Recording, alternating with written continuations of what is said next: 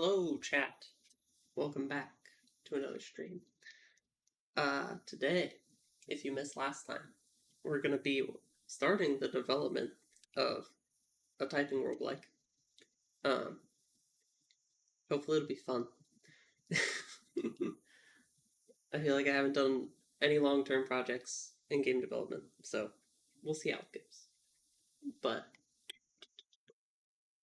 let me, first of all, I already started this a little bit, so I'm just gonna boop. I have a little bit, right? I have a little enemy guy, aka Square, and we have a typing test. Typing test component. Let me actually open this now, because I'm going to need Visual Studio open throughout the stream. That's going to be important.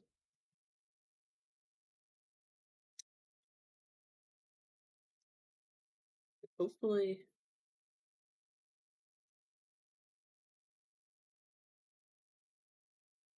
we're going to see if my webcam covers all the code, or if I need to... Yeah, that's not ideal. And I just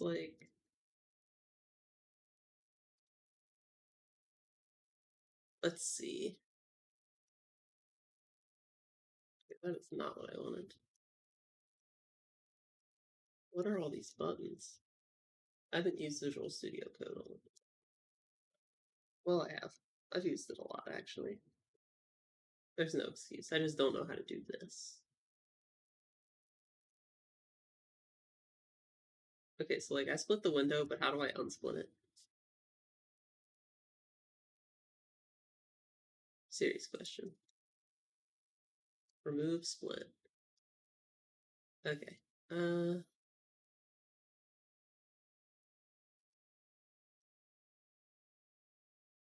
Let's see. View other windows.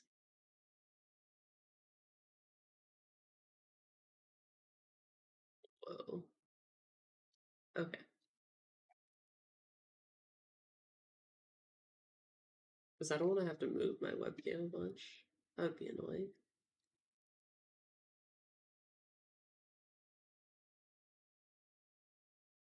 Let's see.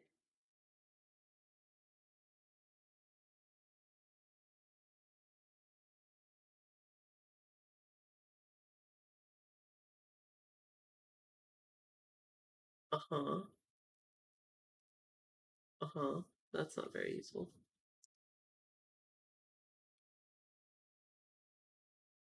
Alt-Shift-0?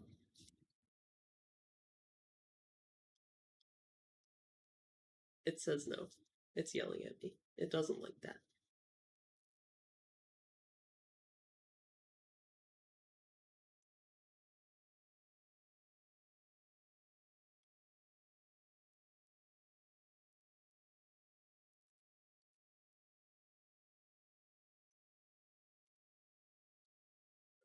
Window. Split. Window.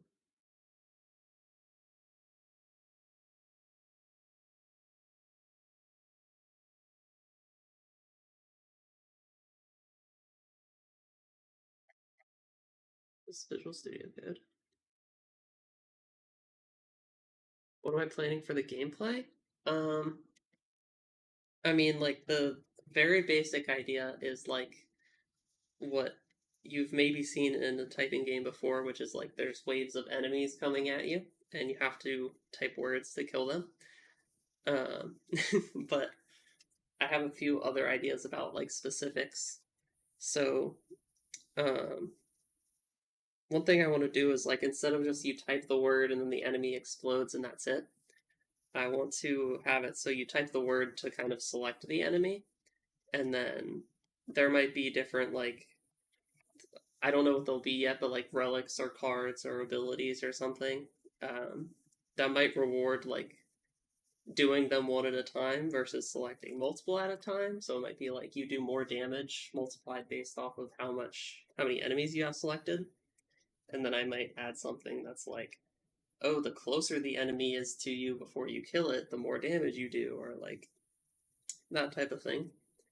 Um, and then I want to have like um, I've never like properly played Peglin, but I was describing my ideas to my friend, and he was like, "That sounds exactly like Peglin," and I discovered it is exactly like Peglin, where you're like on a map, and then you choose like the direction you want to move to the next level, and it can be like shop, uh, boss, regular battle, some other thing, and then it's you go through the map until you eventually come to like a boss, and then you defeat the boss, and there's some number of like zones or something, and then there would be shops, so you get money as you kill the enemies. But yeah, dang, you have not beaten a roguelike. I've been playing Balatro so much, and I definitely recommend it if you have not played Balatro. And it's like it's not too hard either. So uh, yeah, but I've actually been playing that like nonstop. I have like 70 hours or some already or something. So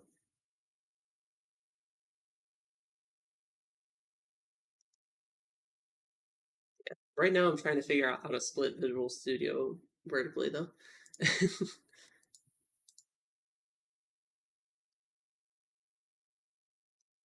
I just okay wait. No, that's okay. That's not what I wanted.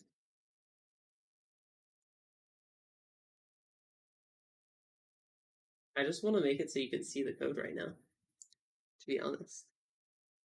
That's all I'm looking for.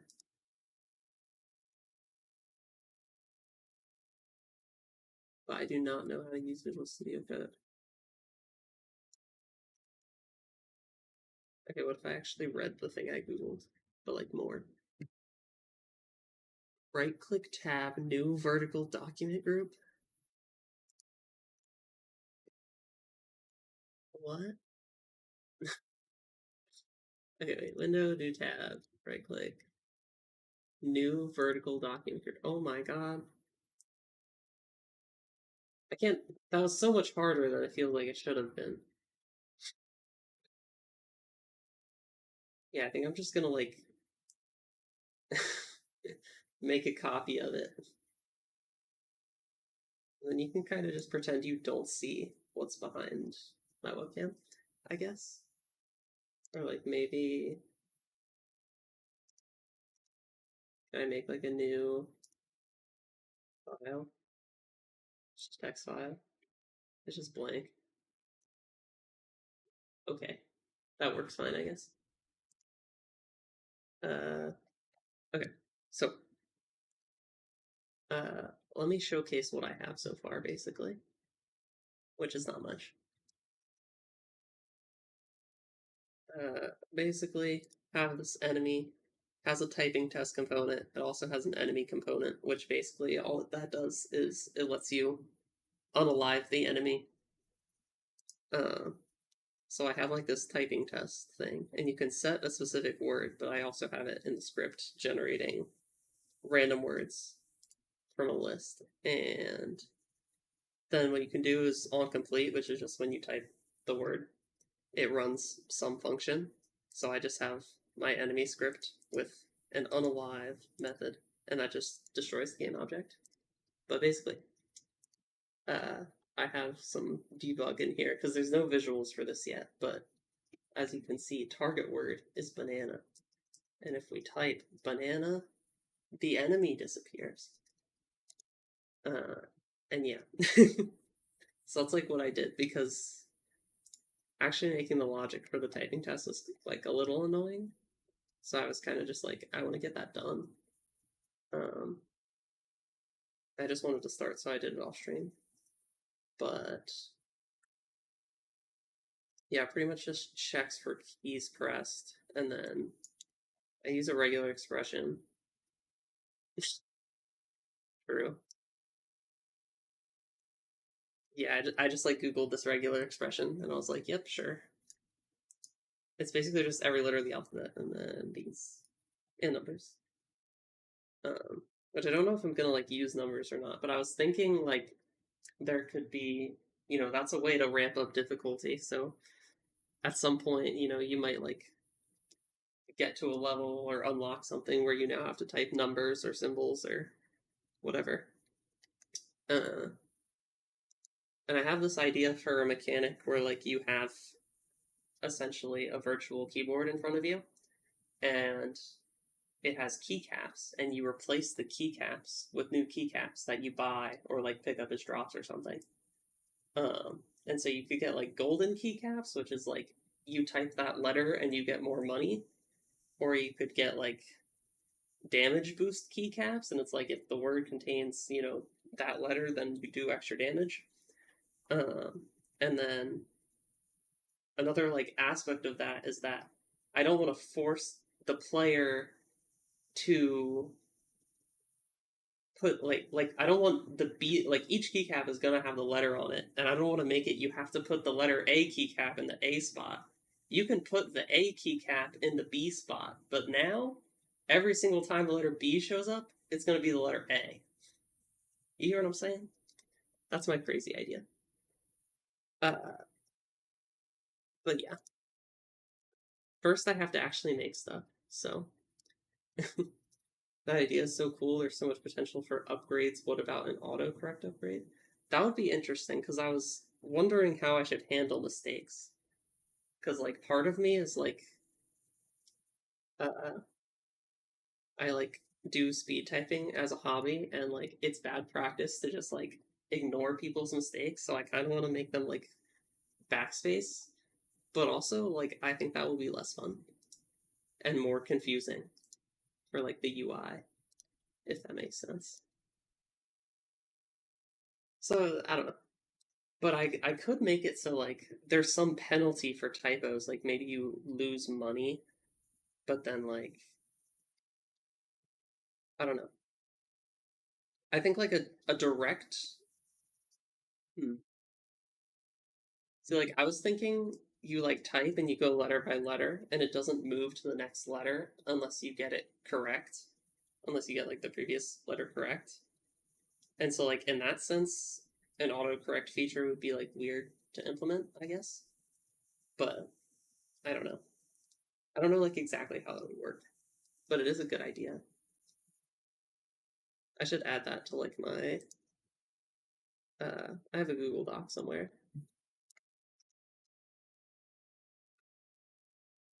On my second monitor, which I'm not going to show for now because it's chaos, but uh yeah.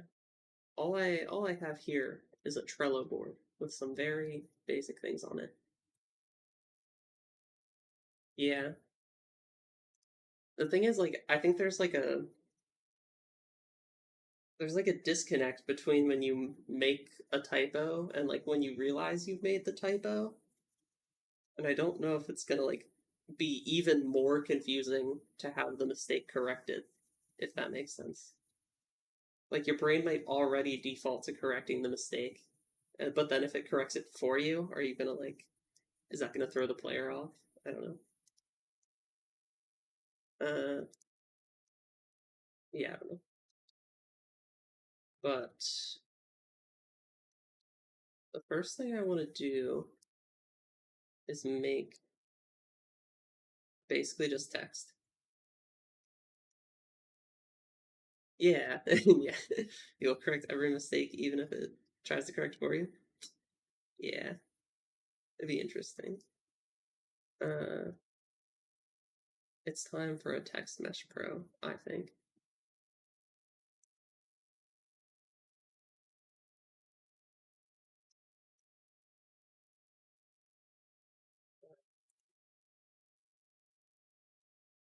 I actually don't know. Is like I guess text mesh pro is that how I want to do this? Is there like a I guess so. I haven't done much with like UI in Unity, to be honest, so I don't really know what I'm doing. But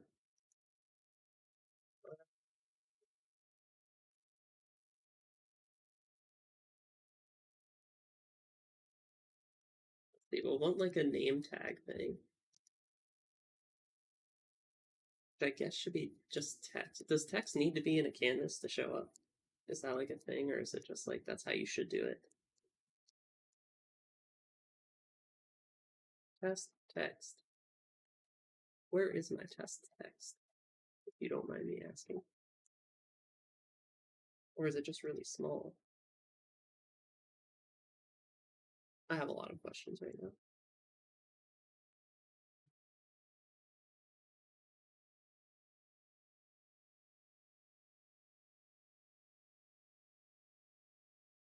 Oh, okay, there it is.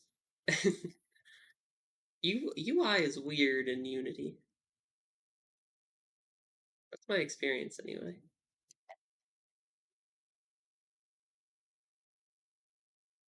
I'm not entirely sure what I'm looking at. So U00.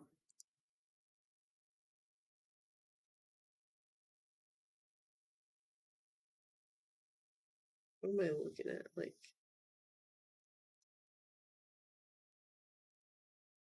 this is very strange to me. What if I just do that? I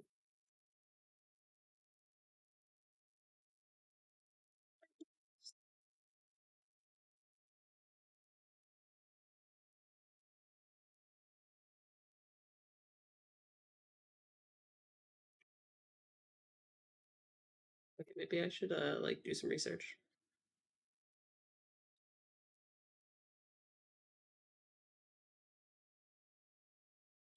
Sure. Yeah, this looks like what I need.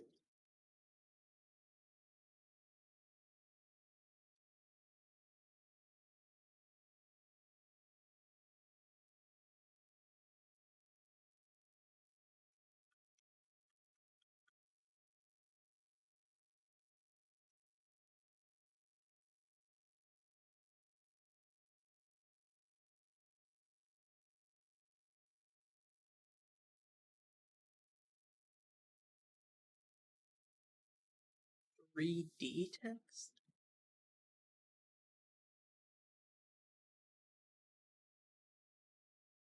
I mean, we can try it. We could try. Okay, interesting. Adding 3D text. Simple. Easy.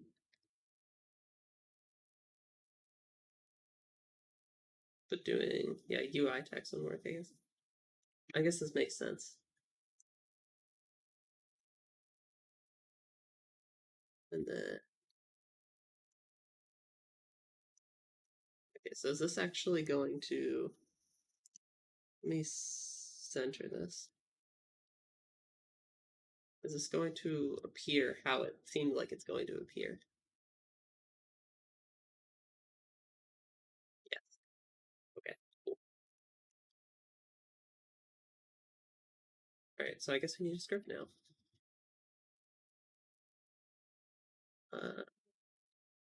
I'm gonna call this name tag display because it's almost gonna be like a name tag for the enemy. That's how I picture it in my head. Make it smaller. Anyway, uh,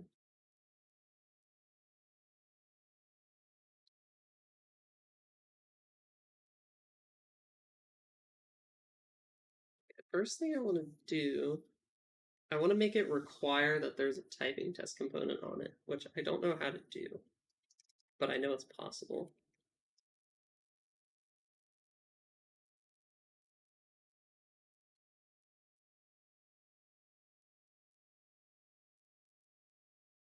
Or something like this.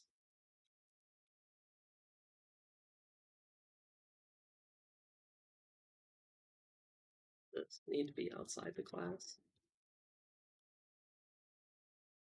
Yes, it does. That me. I just made the class typing test. And now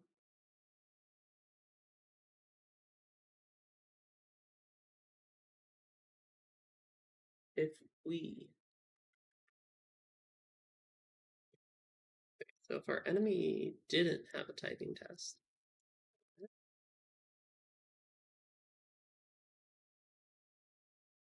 we tried to add name tag display, it adds a typing test automatically. Which, like, I probably didn't need to do, but you know, it's fun.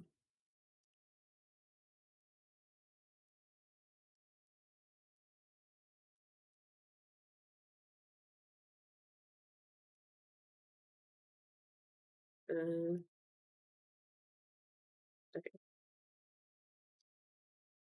I think an update. We want to private. What is TM Pro?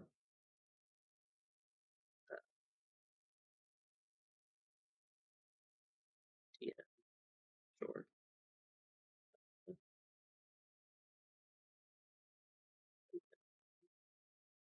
We need to do the thing. Alt enter.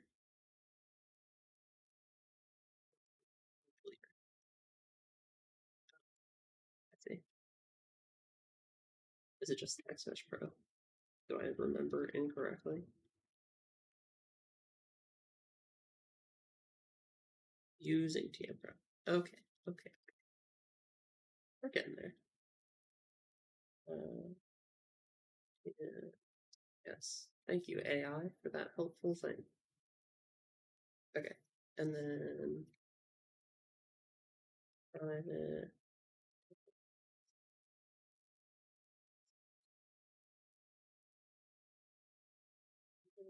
We say test equals component typing test. Now, in update, you'll see tm.text equals test dot target word.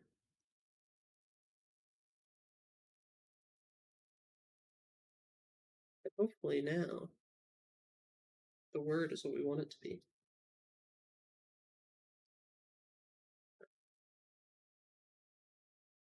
Okay. I'm getting a meaningless error in the console. Love to see it.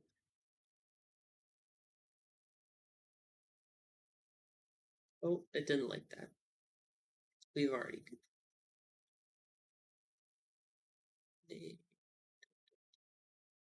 Well, line 19. Okay. I guess we should say. I guess what we should do is make a void update text, and then we can say tm.text equals test.target word, and then we can say if tm, I guess we'll do it like this, is not null and test is not null, then we update the text. How does that help?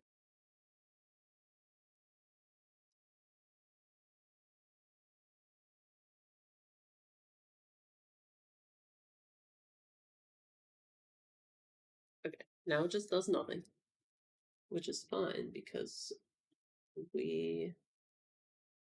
let's see, this does not yet have, I guess I'm trying to access this TextMesh Pro, but it doesn't exist. So we need to do, we actually want to find a child that's a TextMesh Pro, because ultimately we're going to have an enemy, and then it's going to have this child, and it's going to be like name tag, you know? So I guess what we need to do can get components. Let's see. We have get component in children.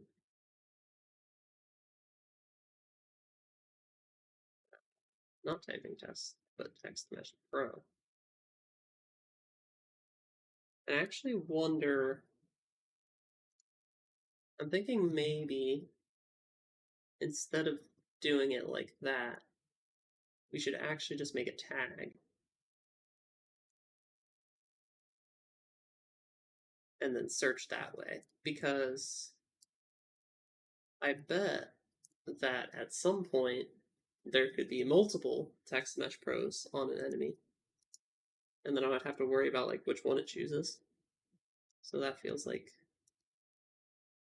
something I should do. Now, let's see. Like find.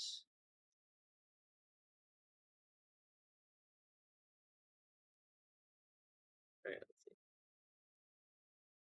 Unity find child with tag.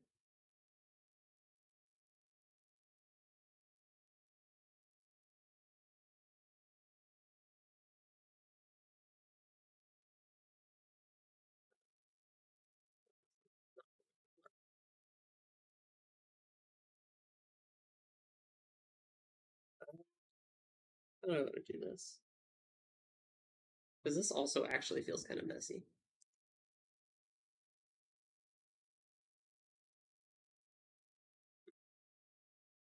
Maybe I'll just do it this way.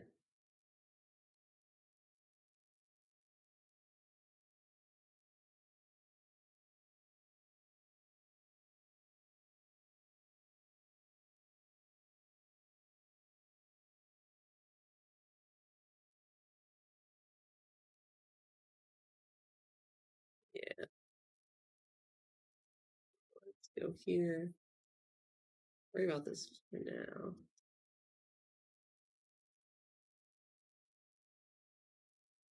And then, so that finds that, sets the text.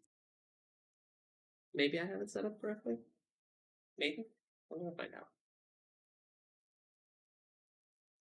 Yeah. Okay. So now we have the word, we just need it to also show what we've typed correctly. Which I think off of the top of my head, I'm actually going to. Here, let's see. We're gonna have a name tag display, and I'll ultimately make this a prefab. But then this is going to have text much smaller than that.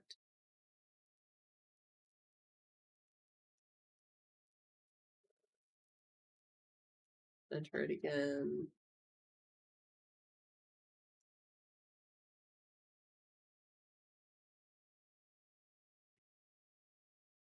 Don't know if I should be. That's fine. Okay. All right. We're going to have basically the uh, correct word underneath in like gray, and then we're gonna have like what you have currently typed on top of it in white, and that way it kind of like creates this effect that you're filling it in as you go, if that makes sense. Uh,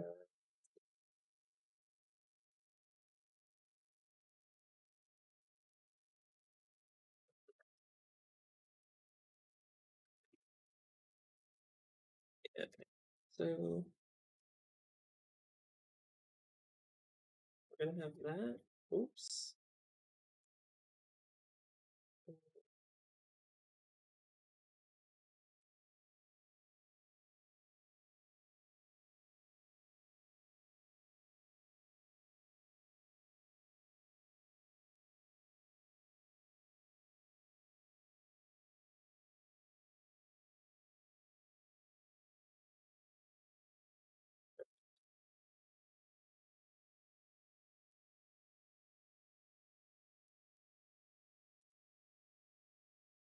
Yeah, and then so yeah, as described, this will require some fiddling with the code probably. It's gonna require some thinking. But first, I have to go switch the laundry. Um, so I will be right back. And then I guess we'll figure out how to make that work because I'm kind of confused right now. So I'm just going to hope it comes to me. All right. We got the BRB screen. I am going to mute my mic and then I will run some ads probably.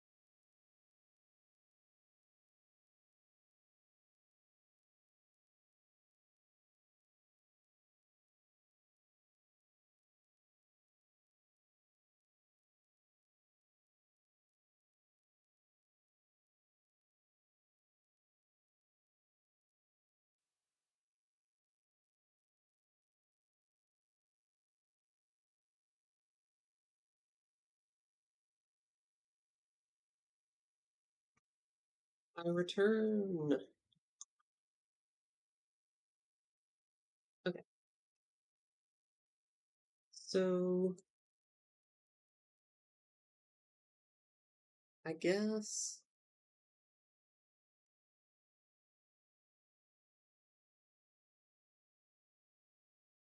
yeah, let's see, edit project settings. Let's do this with tags. So we're gonna remove this. We'll have name tag target, name tag current.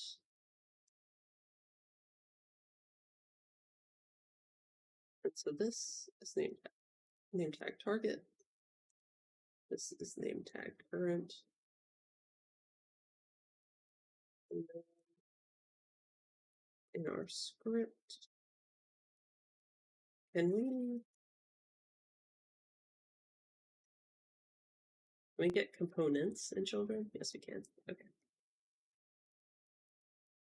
All right. Private text mesh pro target word. I guess we'll call this target TM, perhaps. And then target, or not target, current TM. And then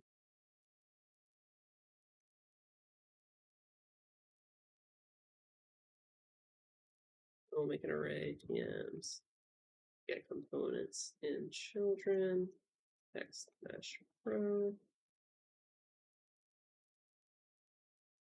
and then for each text mesh protein TMs, if t dot tag, what is this, compare tag? Okay, that's what we want. I've been using a lot of programming languages where you don't need the parentheses around after the if, and it's really messed with my head. So we call them name tag current, and then name tag target. And then so we can say current TM equals T or target TM equals T. Okay. And then our update. And I think what I'll do is just say if target TM, do update text. And then we'll say if TM is null or current TM is null or test is null, just return. And then otherwise we're going to say current TM dot text equals test dot what did I call it? And is it public? That is another thing to consider. Yeah, it is not public, and I need it to be, so we're going to make that public.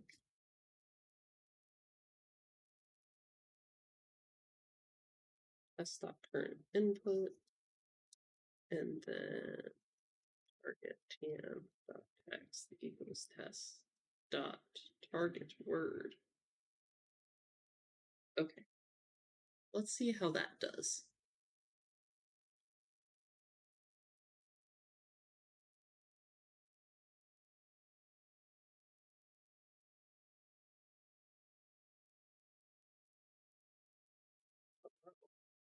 Okay.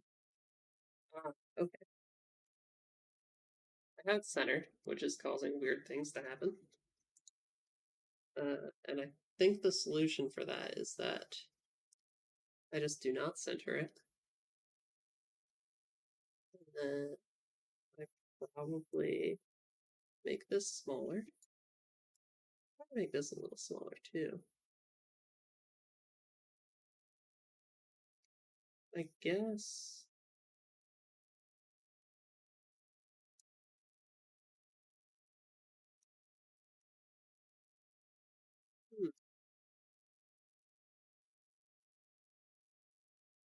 I mean, for now, we can just throw it somewhere. And we can make some logic later to make it appear centered. Because right now, it's about functionality. Okay. So it seems to work, but what we need to do is make the target words text darker.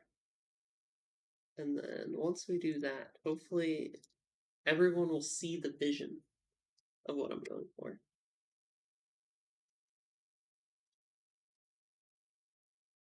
Okay. That was interesting.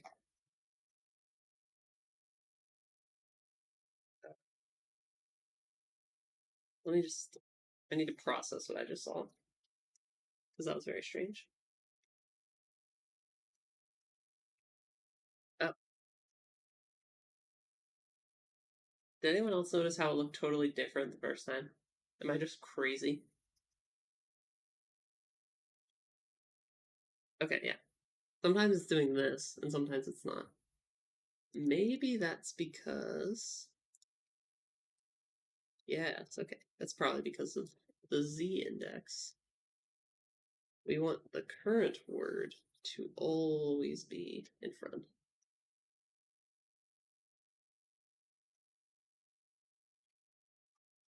Yes, okay. And then basically, so if we type something that is wrong,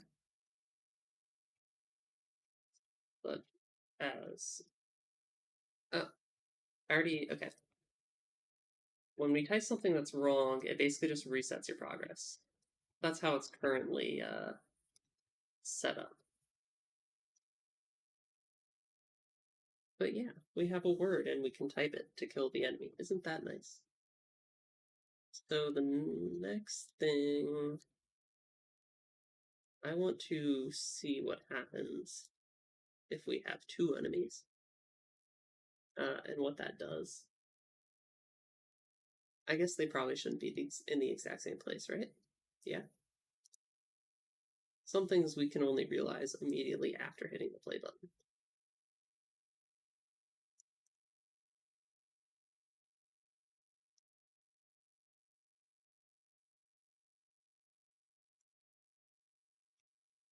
Like, uh,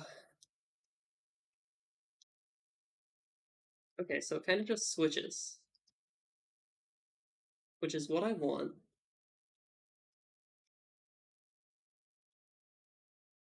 But I also want to see if I give these the same start. I'll just make it hello and hello. Is it going to do both of them at once? Because I think what I want it to do is that both words start typing at the same time. Yes, it does do that. I think that's what I want. And then what I'm probably going to do is I'm going to have some system to prevent the same word from appearing at the same time. But for now, that works good.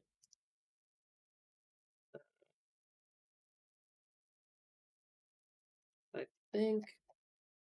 Let me see if I can get this like a little bit nicer.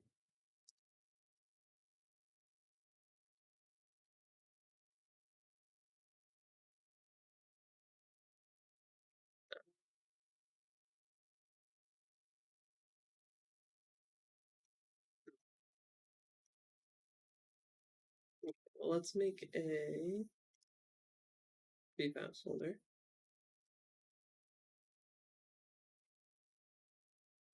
Name tag display is going to become prefab. The enemy is also going to become prefab. And I have my little Trello board. So we have visual name tag indicator. That exists. It doesn't look good, but it exists. Okay. And I think I will start working on the enemy a little bit more. So it doesn't even make sense to have the player yet, I think. Okay. So I want the enemy to be able to be selected. So that is something we will have to do.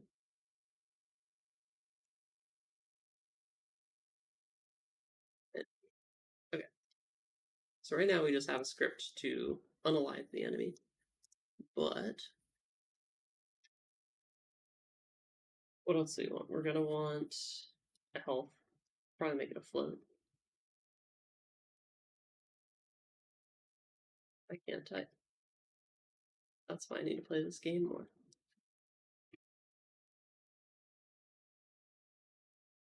Do you know what the hardest part of making this game will be? Finishing it? Probably. I think. Uh, not giving up on it after a month. uh,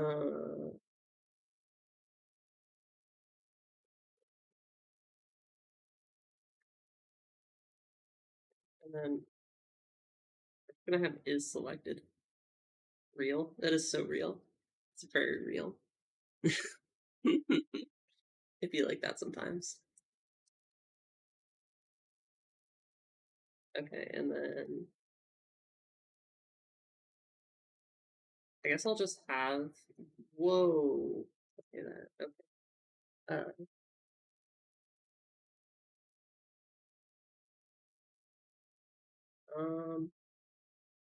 Yeah.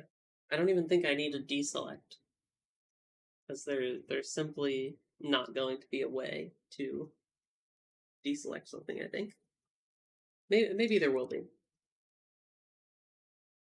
even if it's obscure. It'll probably be like if you hit escape, all of the enemies deselect themselves or something. Um, yeah, and then I will probably have.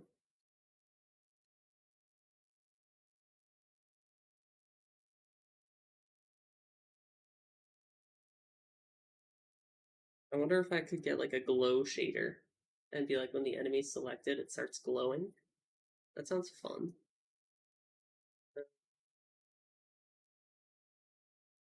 Yeah,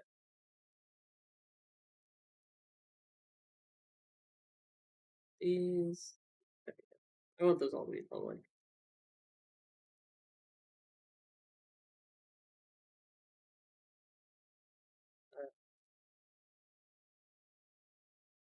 Selection visual. Uh, hmm.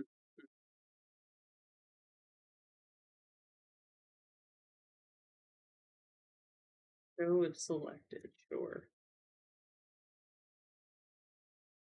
And then wonder if I can just find like a Unity clone. I could just do an outline shader. I'll probably just find one on the assets store.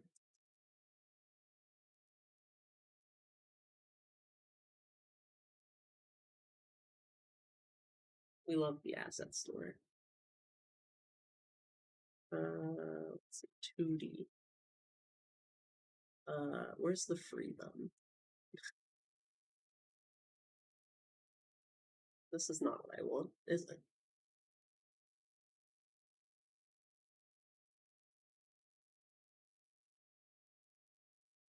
We might have to do the second best option. Free tutorial. Should we do it on, I guess, YouTube?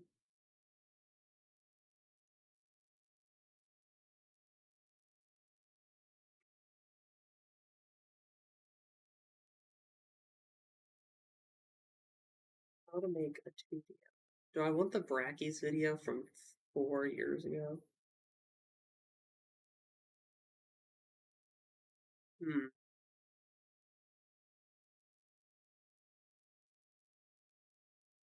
I mean, there's not a lot more that are more recent, so I guess that's what I'll go with. Hey, it's me again. Mister, I'm afraid you're stuck with Picture Me Let's see. Do I have a. a little while longer. Oh, you can hear So, this. a really common effect to use when creating a 2D outline around your sprite. This can be a great way to make a sprite stand out from the shaders. There isn't actually a really easy and solid way to create an outline that is just going to work for everyone. Instead, we kind of the technique that I use and that I see used most commonly is actually really simple to make, and it works in most cases if you just follow a few guidelines. It basically works by taking the set it towards the left. As you can see, this creates a kind of drop shadow effect. But if we repeat this process, all this inside of Shader Graph without writing any code. So let's jump into Unity and try initiative to improve leading G programs, especially here we use This if video you is already really long. ability. If you don't already own one, check out the time you can set that I can free on the you're using do that in that case it's really outline. Call this player. And I'm simply going to this shader and I'm going to name it simply it's really not going to change. If you still just all player completely open up a window here and load art of type or main that you are sprite sample. See anything What am I looking into a sample text, see all the sprites making.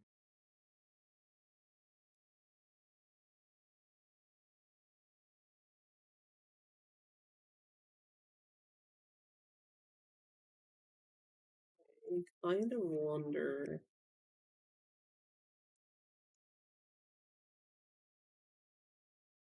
Uh,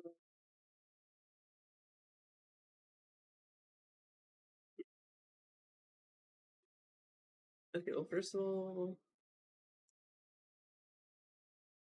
oh, they changed the package manager a lot.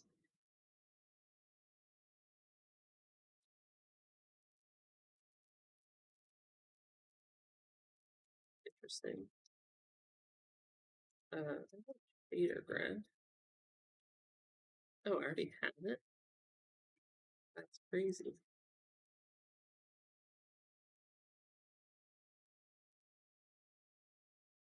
New folder, shader graphs.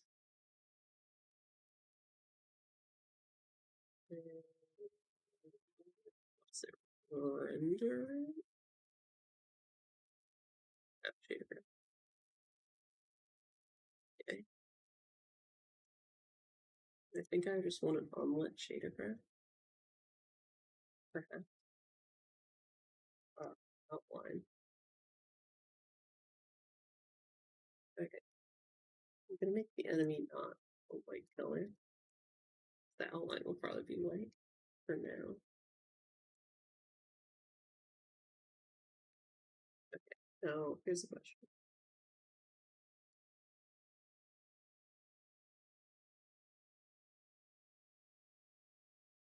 Up our player. And if we save this asset and go back to our scene view, we can clearly see that our player is currently showing up. In other words, Unity is now automatically loading the right sprite from our sprite renderer into our shader. As you can see right here, automatically loading the right, you see that our player. And if we change, you can see that to hit happen this in order to convert it from here is, but this automatically input the right sprite. We need to set the reference and to create a Use sprite unlit. and I'm actually just going to turn this into it and change this by open up our sprite. So our player does the reason for this. Let's call this. I'm also just going to right click on lit lighting. You can choose. I'm going to name it simply sprite. You're not going to change anything. Sprite unlit graph. Okay. Things have definitely changed in Unity since this tutorial was made. But I'm thinking perhaps I can where you can delete this from this card. Create a shader graph. Sprite unlit shader graph. That sounds like what we want. And then sprite outline.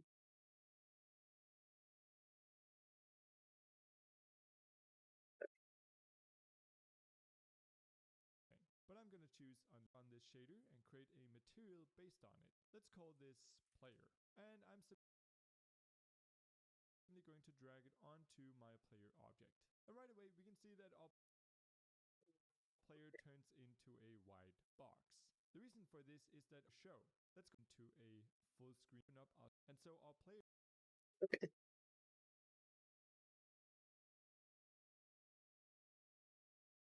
We'll create a material. I click the wrong button again. There we go.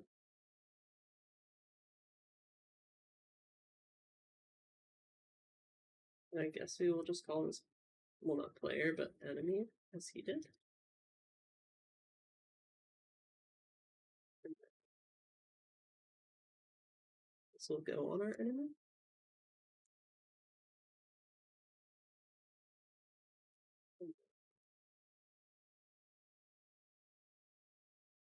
So we have to edit the shaders. Render. Sprite outline.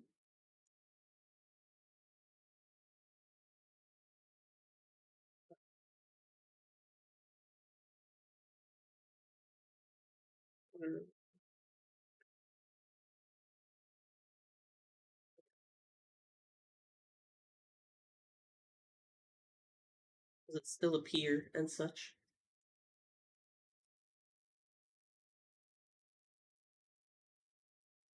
Like dark gray now. That's interesting, but I think maybe that'll be fixed later, perhaps. Doesn't know what sprite. They're just going to turn this into a master that's here to exactly underscore main text. Again, we've talked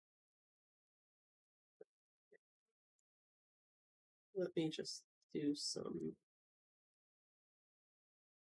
Let me do some shenanigans here.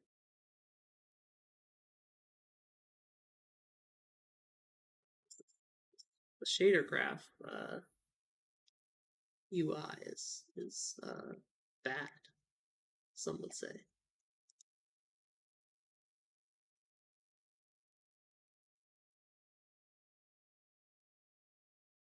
Yes. I was hoping that I could do that split screen view, but it's just not going to be that easy. Talked about this in previous videos on shader graph, but this is just a value that Unity searches for, and make sure that this main text here is always going to display our sprite. Then we can convert this value here, so texture, into an RGB. We don't really see anything happening in here, but that's just because we need to set a default texture here. So I'm simply going to hit default, and I'm just going to input the player sprite sheet. The thing is, we're not like using I'm just using a square for now. So I wonder if I should make like I should have a dummy sprite instead. Or is it, I guess that it already is a sprite. It's using a sprite renderer, so I think it's fine.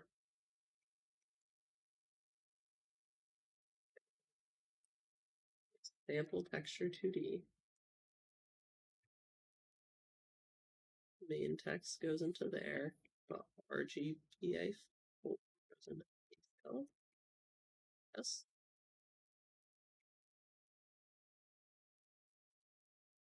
Okay. And it looks like it's displaying as the normal white square now, and not like a dark gray square for some reason. Yeah. Okay.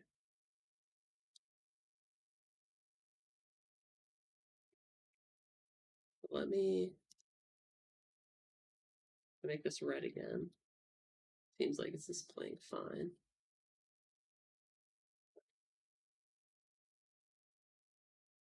And right away we can see And then we're going to this look at goes this into tutorial a more. sample texture, and under our main preview, if we right click here and change to quad, we can clearly see all the sprites making up our player. And if we save this asset and go back to our scene view, we can clearly see that our player is currently showing up. In other words, Unity is now automatically loading the right sprite from our sprite renderer into our shader, as you can see right here. Now with that set up, we're ready to create our normal texture. So we'll take these two nodes here, hit Ctrl C and copy of the texture to the left. To do that, we need a tiling and offset output of this node and put it into the UVs of our sample texture node. Not that. We want this. We want tiling and offset.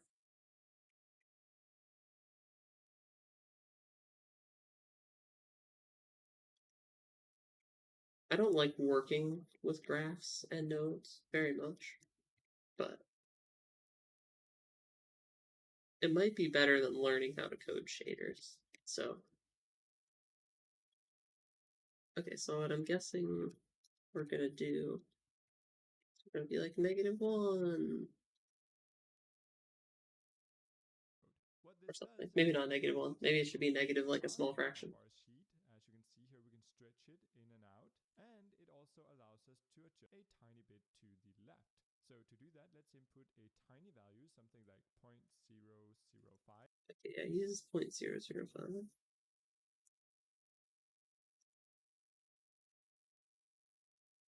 -0.0. -0. Can't read this. It's so small. I see why he made this its own window, and I actually think I'm going to be doing the same. That's not what I thought that was going to do. Just maximize. Okay.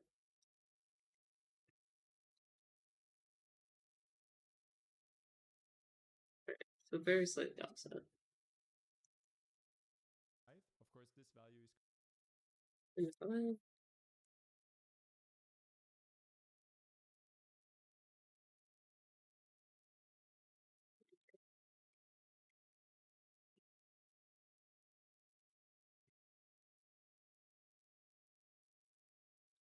I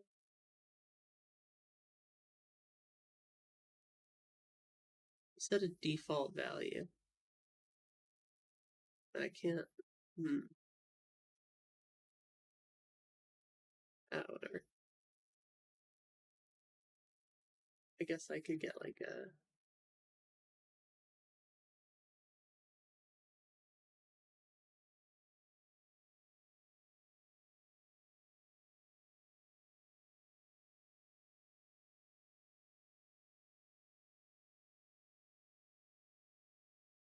Going to depend on your sprite sheet.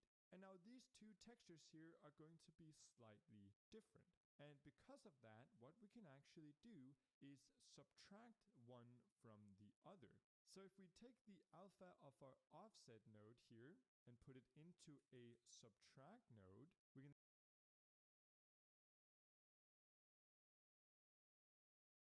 Please subtract. then take the alpha of our normal texture here and also put it into that subtract node. And what this does is actually show us the difference between these two. Let's see.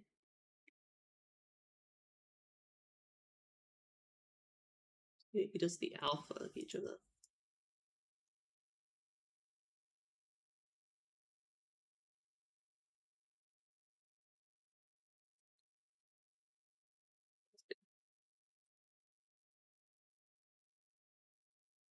Yeah, I see. Textures. In other words, we're only seeing the outline, the part of these two textures that aren't the same. And this is giving us kind of the drop shadow effect. What we can then do with this is multiply it with some colors. Let's take the output of this, put it into a multiply node, and let's take some kind of color node here. So we want to also want to make this way we make sure it's currently just a drop. Okay.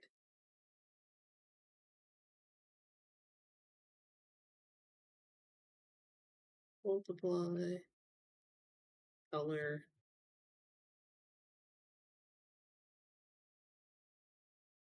make it like, make it blue for now.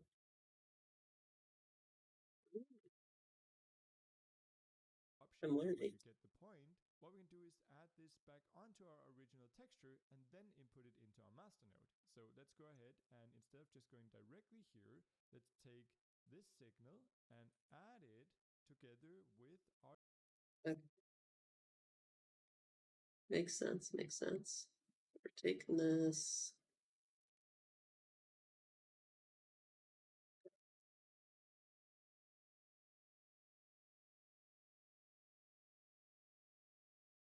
Add this with this.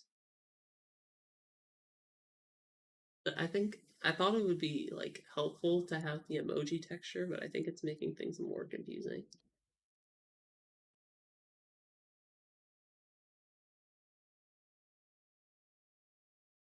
Maybe that's better. That's what he did, because it looks kind of strange. Our drop shadow and take the output of that and put it into our master. And right away you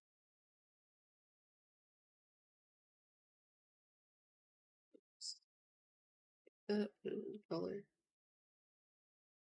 Interesting.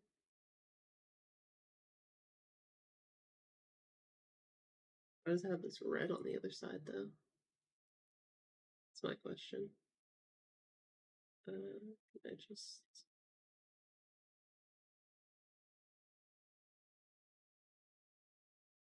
What does this look like?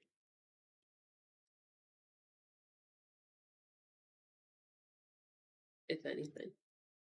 It doesn't look like anything. Let's see, it has this material, which has this shader.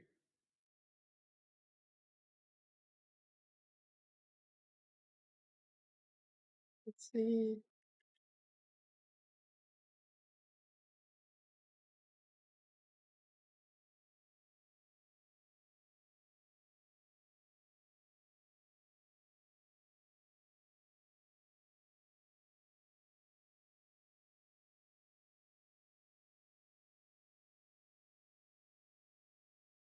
Mm.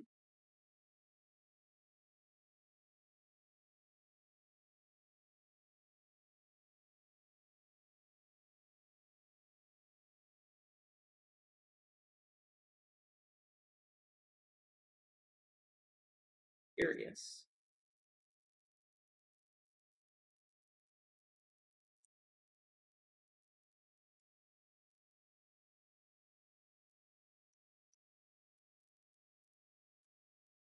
Go away. Do it.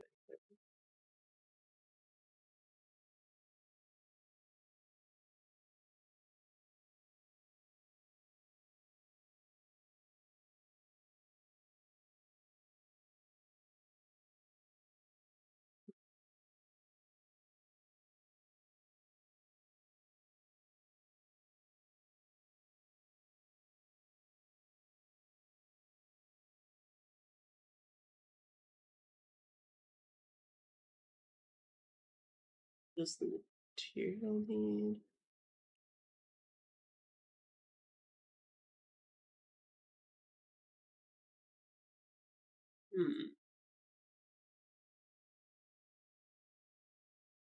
I see what's going on here, although it looks strange.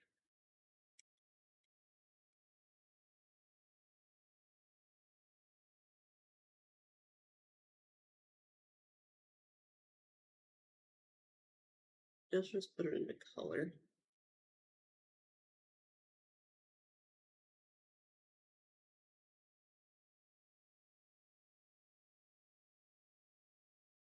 I wonder if like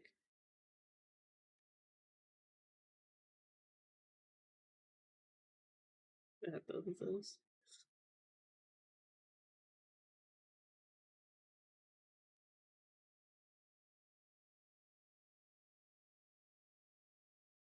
What do we have like a very big offset?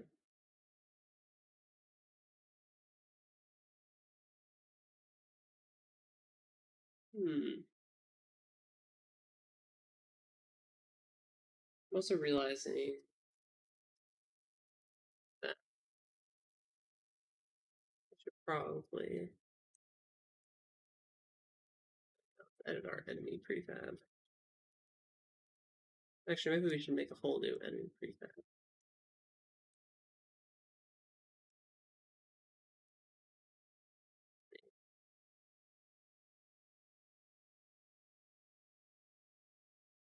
Can I do this?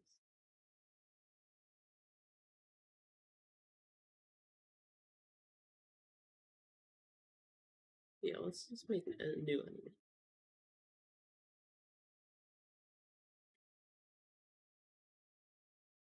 What I want is an enemy. I want the enemy to be an empty, and then we'll add bright to it, and then we'll add a name tag display to it, and then this will have a name tag display script.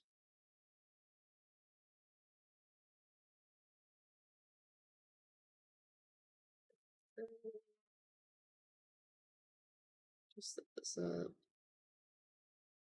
First, it needs an enemy script. Then apply.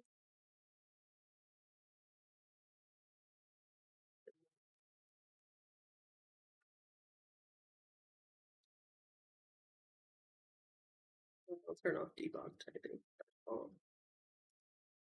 Then the sprite will have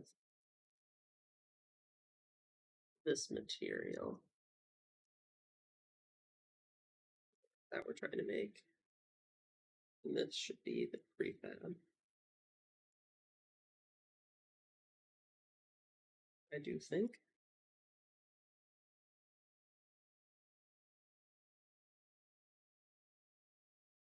See.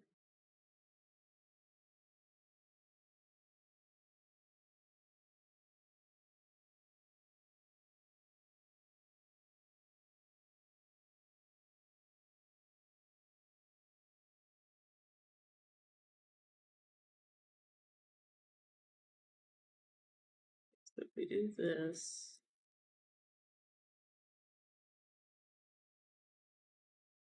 uh, uh,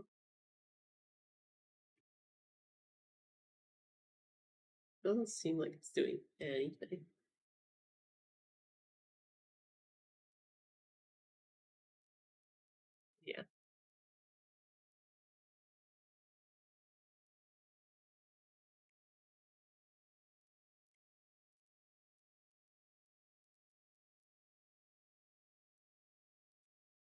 Perhaps, let's see.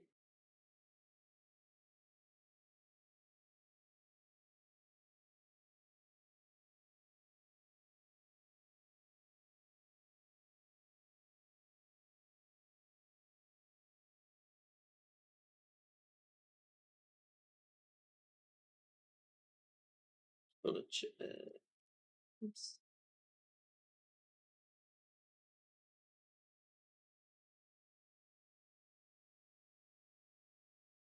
I should probably try to actually use an image to base my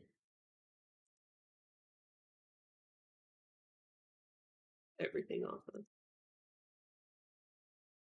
Okay, so is it the case that right now we just get a white square no matter what? Or a square, whatever color we set it to. Oh wait, no, because this is okay.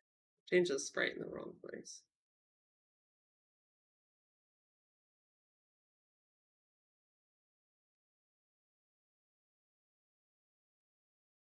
Yes, yes.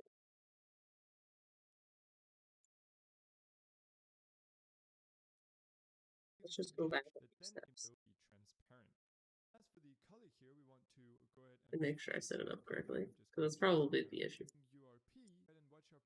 All right, so I want to here, and let's go under shader, 2D renderer, and create a sprite really not outline. I'm also just going to right click on this shader and create a material based on it. Let's call this player. And I'm simply going to drag it onto my player object. And right away, we can see that our player turns into a white This is box. kind of where I The am, reason I for think. this is that our shader is currently Maybe. completely empty. And so our player doesn't know what sprite to show.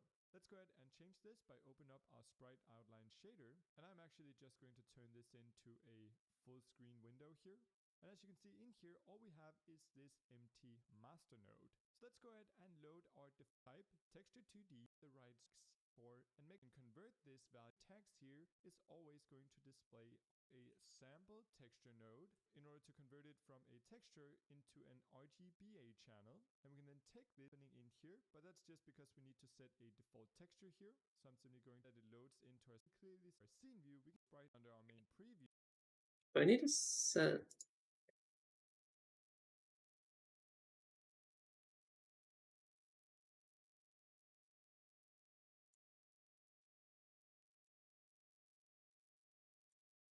if I do this, is that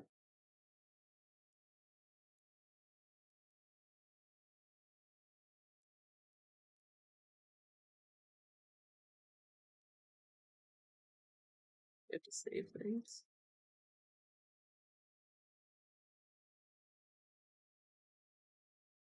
I have a lot of questions.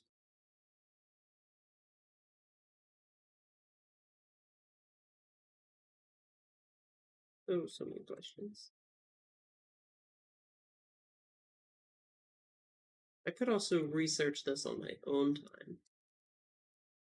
And instead of trying to do this right now, we can simply test that this works.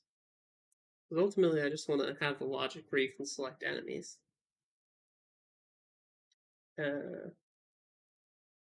And we can worry about the shader thing later.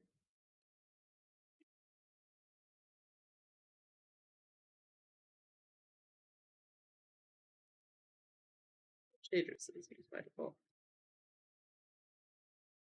Right, slash default, probably. I would hope, unless Unity is actually the worst. And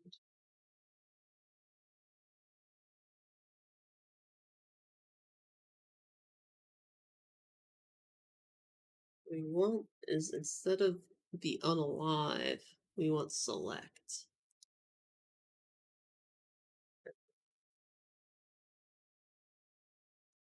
We'll add a little thing here. Debug.log enemy is now selected.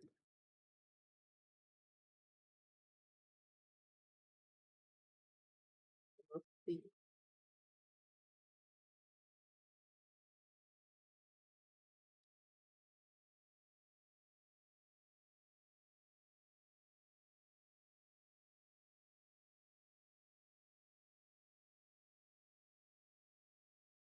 Mana. Doesn't say. Enemy is now selected. Very cool. And I should be able to. Uh,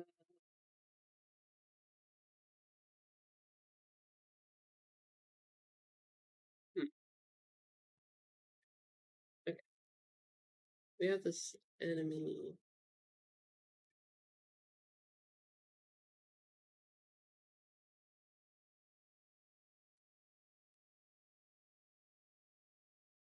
Let's make sure we're actually setting up the prefab correctly.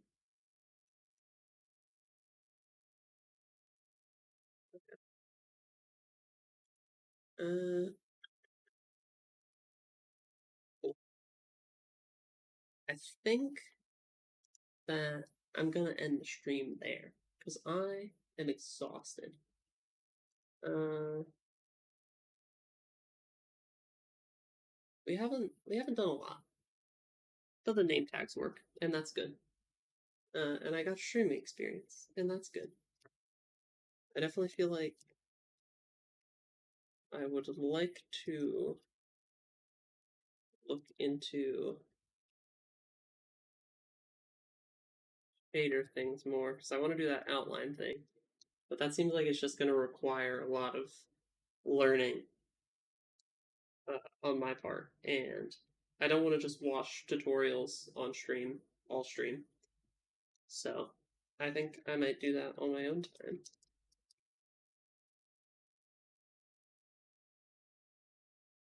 Hopefully next time we can get the enemies functioning. I want to get a player. I want to get the enemies following the player, and then like simple like health, take damage, all that. Uh, yeah.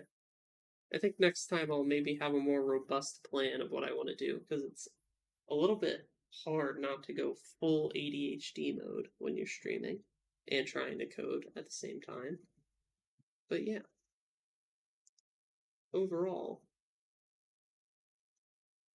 thanks for watching, basically. This is where I'm going.